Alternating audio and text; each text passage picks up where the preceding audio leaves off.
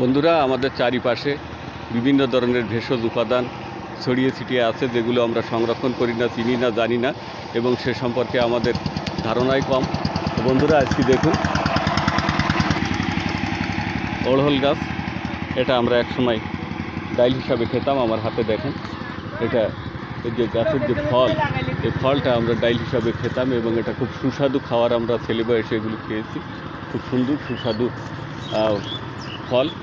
এর যে ঔষধি গুণ রয়েছে সেটা হলো হেপাটাইটিস বি ভাইরাস, লিভারজনিত যত সমস্যা রয়েছে লিভারের রোগের এই অড়হল গাছ খুবই কার্যকারী। Liver, jaundice, hepatitis B virus সব কিছু মিলেই এই অড়হল গাছ লিভার রোগের খুব সুন্দর একটা ওষুধ।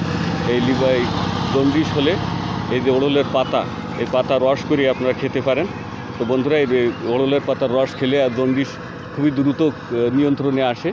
আমরা জানি যে অ্যালোপ্যাথিতে রেস্ট ছাড়া লিভারের ভালো ট্রিটমেন্ট নাই, কিন্তু আমাদের এই যে ইউনানি আয়ুর্বেদ সিস্টেমে এই অড়হল গাছের পাতার রস বা বিভিন্ন ভেষজের উপাদান দিয়ে আমরা লিভারকে নিয়ন্ত্রণ করতে পারি, জন্ডিসকে নিয়ন্ত্রণ করতে পারি।